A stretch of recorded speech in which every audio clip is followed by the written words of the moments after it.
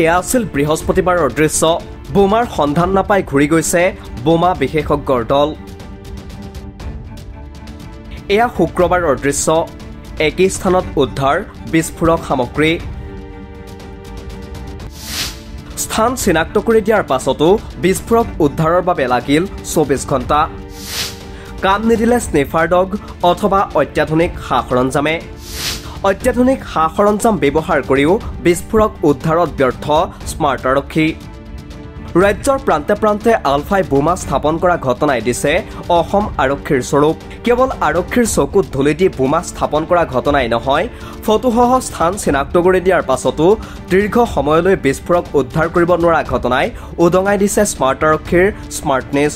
দিছপুৰৰ জনতা ভৱনৰ কাষৰ এই ঠাইখিনিতো বোমা স্থাপন কৰা বুলি ফটো প্ৰকাশ কৰিছিল আলফাই। কিন্তু বৃহস্পতিবাৰে স্নিফাৰ ডগ আৰু উন্নত আধুনিক সা-সৰঞ্জাম ব্যৱহাৰ কৰিও আৰক্ষীয়ে উদ্ধাৰ কৰিব নোৱাৰিলে বিস্ফোৰক সামগ্ৰী। বিস্ফোৰক উদ্ধাৰ কৰিব নোৱাৰি বৃহস্পতিবাৰে উভতি গ'ল ব্যৰ্থ বোমা বিশেষজ্ঞৰ দল।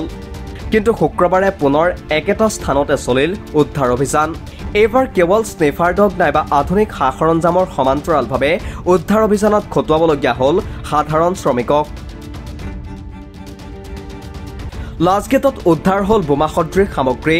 কিন্তু প্ৰশ্ন উত্থাপন হৈছে, বিস্ফোৰক উদ্ধাৰ কৰিবলৈ কিয় 24 ঘণ্টা লাগিল স্মাৰ্ট আৰক্ষীক?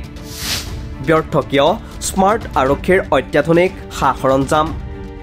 অনুৰূপ ঘটনা ঘটিল সাতগাঁৱতো বৃহস্পতিবাৰে বিস্ফোৰক উদ্ধাৰ কৰিব নোৱাৰিলে স্মাৰ্ট আৰক্ষীয়ে। শুক্ৰবাৰৰ অভিযানতহে সাতগাঁৱত আৰক্ষীয়ে উদ্ধাৰ কৰিবলৈ সক্ষম হ'ল বোমা সদৃশ সামগ্ৰী। তাকে লৈ প্ৰশ্ন উত্থাপন কৰিছে বিৰোধীয়ে। বোমা স্থাপন কৰি ঠাইৰ নাম প্ৰকাশ কৰিছে আলফাই। তাৰ পাছতো বোমা উদ্ধাৰ কৰিব পৰা নাই কিয় আৰক্ষীয়ে? সংস্থাপন কৰাৰ পাছত তেওঁলোকে ঠাইবোৰৰ নাম কৈছে, ফটোসহ ছপা কৰি দিছে, স্পেচিফিকভাৱে কৈছে যে আমুকৰ আমুক ঠাইৰ কাষত আছে। তাৰ পাছতো আজিলৈকে বোমা তেওঁলোকে উদ্ধাৰ কৰিব পৰা নাই, নিষ্ক্ৰিয় কৰিব পৰা নাই।